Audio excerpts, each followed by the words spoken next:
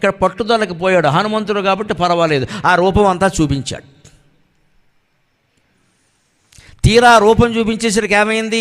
ఆ సముద్రాన్ని దాటే రూపంలో అక్కడ వ్యాసుడు చెబుతాడు భారతంలో, ఆనాడు సముద్రాన్ని దాటడానికి ఆయన ధరించినటువంటి రూపంలో 10వ వంతు చూపించేట, ఆవిడ తట్టుకోలేడని.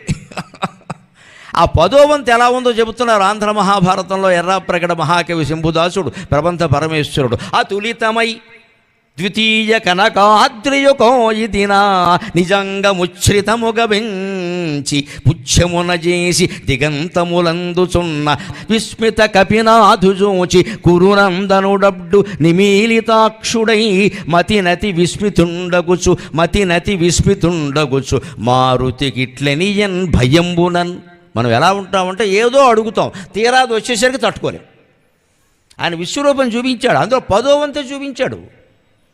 అసలు సముద్రం దాటినప్పుడు రూపం ఇప్పుడు సాధ్యం